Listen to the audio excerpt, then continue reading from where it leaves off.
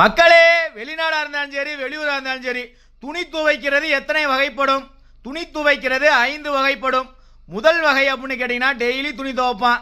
2வது வகை வாரத்துக்கு ஒரு தடவை. 3வது வகை 2 வாரத்துக்கு ஒரு தடவை. 4வது வகை 3 வாரத்துக்கு ஒரு தடவை. 5வது வகை யாருன்னு பார்த்தீங்கன்னா மாசத்துக்கு ஒரு தடவை. இதில் ஒரு 6வது ஒரு தடவை இருக்கான், துவைக்கவே மாட்டான். 6 மாதம் 4 மாதம் விரட்டன அவனை, அப்போ தான் துவைப்பான்.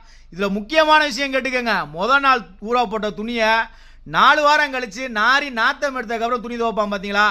எல்லா ரூம்லையும் ஒருத்தன் இருப்பான். அது நான் கிடையாது மக்களே, நான்லாம் இப்படியே சொல்ல மாட்டேன். உங்கள் ரூமில் இருப்பான். அவனை கண்டிப்பாக இந்த வீடியோவை ஷேர் பண்ணி விடுங்க.